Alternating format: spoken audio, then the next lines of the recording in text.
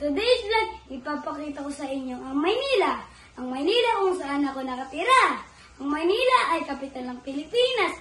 Tara, samahan niyo ako! Ang una naming pinuntahan ay ang National Museum. Ito ay matatagpuan sa Ermita, Maynila.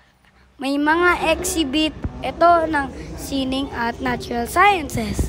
Nakita ko din dito si Lolong, ang pinakamalaking crocodile na nahuli sa wild na may sukat na 20 feet and 3 inches. Grabe, ang ganda ng museum na ito. Ang lamig at ang daming makikita at matutunan. Wala na siya museum. Naglakad kami papuntang sa Rizal Park.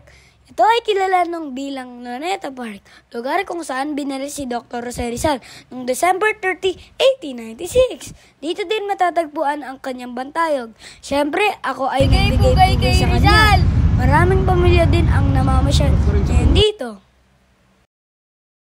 Sunod naming pinuntahan ay ang Paco Park Cemetery. Dito nakalibing ang Gumburza, ang tatlong paring martir.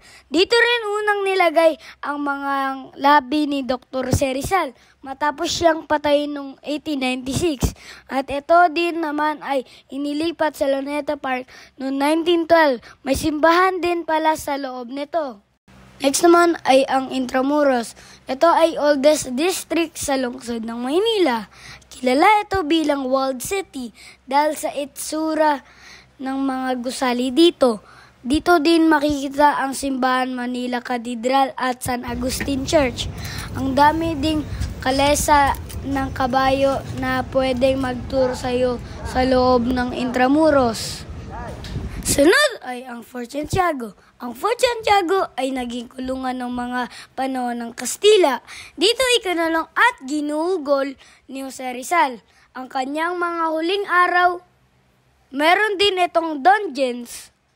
Nakita ko yung parang mga totoong image ng mga bilanggo. Nakakaawa.